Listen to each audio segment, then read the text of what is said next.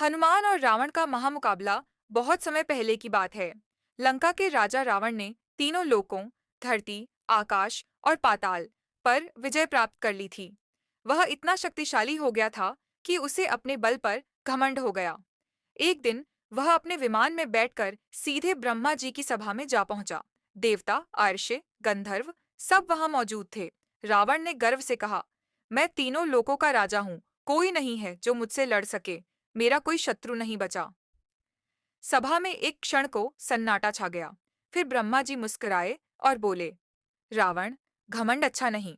धरती पर एक ऐसा वीर है जो अकेले ही तुम्हारी शक्ति को धूल में मिला सकता है। उसका नाम है हनुमान। वह श्री राम का परम भक्त है। रावण के तन बदन में आग लग गई। एक वानर, वह मेरा सामना करेगा? हाँ। गुस्से में भरकर रावण सीधे किष्किंधा की ओर चल पड़ा, जहां श्रीराम और हनुमान जी विश्राम कर रहे थे। रावण की चुनौती जैसे ही रावण वहां पहुंचा, उसकी भुजाएं फड़फड़ाने लगीं, आंखें लाल थीं। उसने गर्जना की, हे वानर, सुना है तू बहुत शक्तिशाली है। आ, मेरे साथ युद्ध कर। हनुमान जी फोल्डेड हाथ जोड़कर बोले, हे रावण, मैं केवल श्री राम का सेवक हूँ। मैं युद्ध में विश्वास नहीं रखता, लेकिन यदि धर्म की रक्षा के लिए युद्ध जरूरी हो तो मैं तैयार हूँ। श्री राम ने मुस्कुराकर हनुमान की ओर देखा और सिर हिलाकर अनुमति दी। युद्ध आरंभ हुआ। अगले ही क्षण धरती कांप उठी। आकाश में बिजली चमकने लगी। रावण ने सबसे पहले अग्न्यास्त्र चलाया, लेकिन हनुमान जी ने उसे हवा में ही निगल लिया।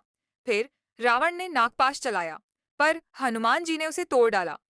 हनुमान जी ने एक पर्वत उठाया और रावण की ओर फेंका। रावण का रथ चकनाचूर हो गया।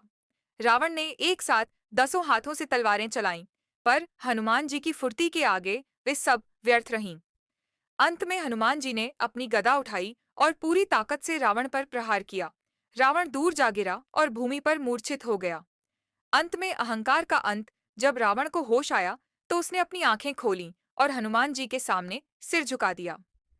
हे वानर, आज मुझे समझ आया कि सच्ची शक्ति सेवा, भक्ति और विनम्रता में होती है। हनुमान जी मुस्कुराए और बोले, बल मेरा नहीं है, प्रभु श्री राम की कृपा का है। जो अपने अहंकार को त्यागता है, वही सच्चा विजेता होता है। और इस प्रकार रावण लौट गया।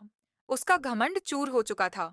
और हनुमान जी, वे फिर से श्री राम के चरणों में लौटकर दीनता से सेवा में लग गए, जैसे कुछ हुआ ही न हो। इस कहानी का सार, जिसके साथ भगवान हो, उसे किसी युद्ध से डरने की जरूरत नहीं होती। और जो अपनी शक्ति पर घमंड करता है, वह अंत में हार ही जाता है।